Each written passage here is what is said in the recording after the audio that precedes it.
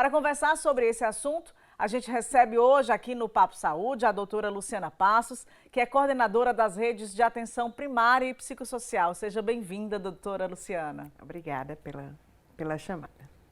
Doutora, como que a gente pode prevenir? É possível se antecipar e preparar o corpo para não ter doença cardiovascular? Sim, é claro. A doença cardiovascular, ela surgiu muito, vamos dizer, com a modernização da sociedade e pelas mudanças de hábitos que a sociedade, aconteceu. E um dos fatos é justamente o sedentarismo e o estilo de alimentação. Então, assim, quando a gente fala em doença cardiovascular, a gente está muito ligado ao estilo de vida, como você bem falou. Quanto mais sedentário eu fico, mais o ganho de peso, mais eu estou propício a ter uma hipertensão e uma diabetes. Então, a prática de atividade física e uma alimentação adequada são, logicamente, o primeiro passo para a gente evitar de ter uma doença cardiovascular. E a gente não pode deixar de lembrar, né, doutora, que a saúde cardiovascular, ela também foi impactada pela pandemia, pelo sedentarismo, pelo isolamento social, relacionada também ao estresse. Então, onde procurar acompanhamento médico na rede municipal de saúde? Justamente, quando a gente tem populações de risco, como obesos, como as pessoas que têm uns fatores de riscos importantes, como a questão familiar, elas devem fazer isso rotineiramente, né? Vamos dizer, a partir dos 30 anos, 40 anos, já fazer isso assim, um pouco mais ativamente. Se for um pouco mais novo, mas tem algum desses fatores de risco, já pode fazer essa busca. Então, acompanhamentos regulares, com medidas de pressão, acompanhamento de peso, vendo as orientações alimentares que são passadas, é uma forma que nós podemos justamente acompanhar na rede municipal, nos postos de saúde. Isso é feito nos postos mesmos, né? Exatamente, na nossa rede dos 118 postos de saúde que temos disponível no nosso território, nós temos os clínicos, que são justamente que trabalham com as equipes de saúde da família e fazem esse acompanhamento justamente de promoção à saúde, que é o grande carro-chefe da atenção primária. A senhora falou um ponto importante, né? Pesquisar o histórico familiar, saber se o pai, a mãe, os avós tiveram aí que colocar um stent no coração, se tem hipertensão, né? Vamos explicar um pouquinho para a população como fazer essa investigação com a família? Exatamente. Normalmente na consulta, né, quando a gente faz esse acompanhamento no posto, a gente faz esse recordatório do histórico familiar. E as doenças cardiovasculares têm uma relação genética importante, justamente porque as pessoas começam, vamos dizer, a ter alterações de metabolismos que são próprios familiares, né? Então a diabetes tem essa relação, a hipertensão também tem essa relação. Então, assim, o histórico de pais, tios, avós que tenham tido algum evento cardiovascular, como acidente vascular cerebral, o AVC, ou mesmo um infarto, né? Que possa ou não ter tido infarto, ou mesmo fez um exame, mostrou uma alteração e precisou colocar um stent antes mesmo de infartar, são alguns indícios que você precisa estar investigando na sua rotina de acompanhamento. E para além da família, né, falando do indivíduo em si, que tipo de sintoma a gente pode ficar alerta? Eu sei que a doença cardiovascular, às vezes, ela é silenciosa, mas quando já está um pouquinho mais agravada, ela dá sinais. Quais são eles? Exatamente, como você bem falou, e é o grande problema dessa grande mortalidade relacionada à doença cardiovascular. Ela é silenciosa. Normalmente a gente não sente a pressão alta, mas logicamente quando chega lá no consultório a gente vê um paciente referindo dor de cabeça, alteração na vista, tonturas. Então, assim, são sintomas bem inespecíficos, mas o que é que mais leva a gente, assim, buscar? É quando a gente percebe que é aquele, vamos dizer, aquela pessoa na meia-idade, 50 anos, que normalmente tem aquela, vamos dizer assim, uma circunferência abdominal maior, acúmulo de gordura no abdômen, que é sedentário. Então, a gente já liga o sinal de alerta para uma possível hipertensão naquele paciente.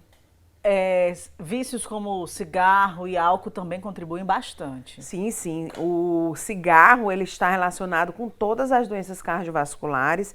Se você tem esse hábito, é um hábito que já coloca um risco elevado. Por exemplo, a gente tem uma classificação de risco, né? Quando a gente vai fazer o acompanhamento da pessoa no posto de saúde, a gente avalia o risco cardiovascular dela. Então, quando existe esse hábito, ele já eleva exponencialmente o risco dessa pessoa. Doutora, então, acho que para tudo relacionado à saúde, a prevenção ela é muito importante. E a Prefeitura ela tem um projeto piloto, né, que é financiado aí pelo Ministério da Saúde, que incentiva a prática da atividade física nos postos de saúde, na atenção primária.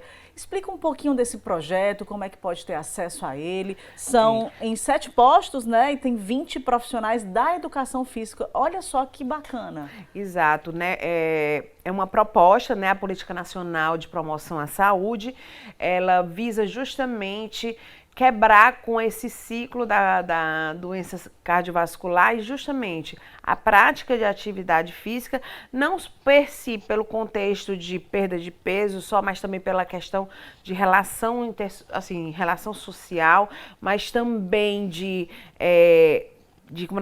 trabalhar a parte cardíaca, né, a parte cardiológica e também, logicamente, com isso a perda de peso, isso tudo auxilia nessa prevenção. E esse programa que age justamente naquela região da Regional de Saúde 1, que é ali perto da Vila do Mar, eles fazem práticas relacionadas tanto com idosos, com crianças, com gente de todas as idades, não só visando a prática, né, evitar o sedentarismo, mas também essa parte social que é importante também. Verdade. Tem a educação em saúde também, que é muito importante, conscientizar essas pessoas de incluir a atividade física, seja uma caminhada, qualquer coisa que lhe dá prazer também, para não ficar só em casa parado, práticas de relaxamento, né? E passeios culturais e outras coisas também que são feitas nesse projeto. Exato, exato. Eles trabalham muito com essa questão da educação em saúde, né? É preconizado por toda a literatura científica que pelo menos 150 minutos por semana era o ideal para a gente fazer de atividade física, né? Isso distribuído em 5 dias da semana seria justamente 30 minutos mais ou menos por dia. E aí, lógico, a parte da educação em saúde é justamente que às vezes as pessoas estão relacionando a atividade física àquele pessoal que vai para academia, passa lá 2 horas na academia, e aí tem gente que diz, não tem tempo. Não, a quebra do sedentarismo é o ponto, é você sair do não fazer para fazer o mínimo, a caminhada. A gente, no acompanhamento nas unidades de saúde, né, como profissional da estratégia, a gente busca assim, o senhor normalmente desça umas 2 paradas do ônibus antes e faça essa caminhada para a sua casa no retorno de casa. Isso já é uma quebra do sedentarismo, que ele faz uma caminhada mais direcionada, né, com a intensidade um pouquinho maior, justamente para sair desse sedentarismo. Então são práticas do dia a dia das pessoas, né? A gente tem que desmistificar a atividade física como sendo só aquilo dentro na academia. Então os educadores físicos, eles trabalham muito isso nessa conversa com a população. E também tem as academias ao ar livre. Sim, tem. Em várias regionais, praças. Exato, as praças foram equipadas justamente com equipamentos que trabalham musculatura, que trabalham a parte também cardíaca e, enfim, logicamente sempre orientado, uma prática é o ideal e, logicamente, orientada e você faz e consegue o benefício de estar fazendo a atividade física. Doutora, que tipo de alimentação ela pode ajudar a pessoa a desenvolver esse tipo de doença no coração? A gente sabe que a gente tem várias veias, artérias e que elas podem entupir ao longo dos anos, dependendo do nosso estilo de vida. O que a gente deve evitar na alimentação? Pronto. Se falou muito antigamente sobre as questões das gorduras, né? Evitar muito gordura, óleo, enfim. Lógico que hoje a gente sabe que existe alguns alimentos que são gordurosos, né? Eu boto entre aspas, porque eles tem a gordura, mas ela não é uma gordura maléfica. Vamos dar um exemplo, a castanha, amêndoas, né? São oleaginosos muito bons. E hoje em dia o foco na orientação vem para os carboidratos, que são os maiores vilões, porque eles se transformam em gordura quando acumulados. Eles tendem, né, que a massa do pão, biscoitos, macarrão. Então o carboidrato ele é muito mais maléfico do que a própria gordura. Então algumas vezes a gente vê orientações nutricionais que consumam comidas com óleo, né, teoricamente, porém os óleos bem bons, né, a questão do azeite, esses oleaginosos como castanha, nozes, enfim, não é mais o vilão da vez. O vilão tem sido o carboidrato, como na nossa prática. E nossa prática culturalmente de alimentar-se é muito com massas.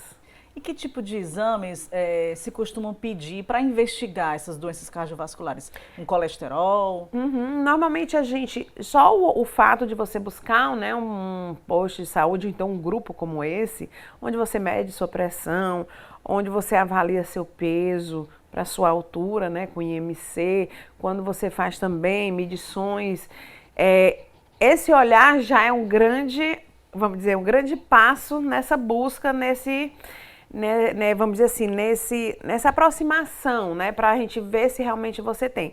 Porém, existem alguns exames, né, que é a questão da glicemia, jejum, para ver diabetes, para você ver colesterol total e as frações de colesterol, o HDL, o LDL e os triglicerídeos são outros exames que a gente faz para acompanhar. Doutora, o que pode acontecer com aquelas pessoas que não buscam atendimento? Ah, não, eu tô bem, aqui e acolá tenho uma dorzinha de cabeça, mas eu tenho medo de descobrir que eu tenho hipertensão, tenho medo de descobrir que eu tenho diabetes. Eu falo porque eu conheço pessoas assim. E o que pode acontecer com essas pessoas se tiverem essas doenças e não forem tratadas? É justamente o grande, vamos dizer, é o que mais acontece, né, na nossa população, que são as doenças cardiovasculares que não são diagnosticadas e essas pessoas estão justamente nas emergências porque sofreram já um AVC ou já sofreram um infarto sem saber que é hipertenso, sem saber que é diabético. Então, assim, o buscar, o avaliar, eu não quero ir para a consulta porque o doutor vai dizer que é para me fazer caminhada e não comer meu pãozinho. E aí, logicamente, a gente tem que saber que medidas simples eu poderia estar tratando e eu evito que essa pessoa sofra um AVC e fique acamada ou fique restrita de mobilidade, enfim. A gente evita o desfecho que é ruim e vai te incapacitar, tirar a tua independência. Então a conversa é muito nesse sentido com as pessoas que têm esse medo, sabe, de buscar. Não, a gente pode estar evitando o pior, né, um quadro muito mais grave. Doutora, a senhora quer deixar algum recado, conscientizar a população sobre esse assunto que é tão importante para a longevidade, para a qualidade de vida? O nosso grande, vamos dizer, reforço aqui, né, em questão justamente da educação em saúde, é propor que a população quebre justamente com esse sedentarismo, comece a fazer práticas de saúde que te deem qualidade de vida. Uma delas é a atividade física, qualquer que seja, a do gosto da pessoa, que quebre isso e com isso você tem os ganhos. E, logicamente, faça uma revisitada na sua alimentação. Não é o fato de dizer, não comer o pão, mas existem outras formas para você estar se alimentando do pão, do macarrão. Mas, assim, tem frutas, não só as frutas, mas também temos carboidratos bons, como o do milho, né, o da mandioca, que é muito comum da nossa população. E, logicamente, se tem uma história na família, buscar uma unidade de saúde para fazer esse check-up. Muito obrigada, doutora, pela presença e pelas informações. Nada. O Papo Saúde de hoje fica por aqui.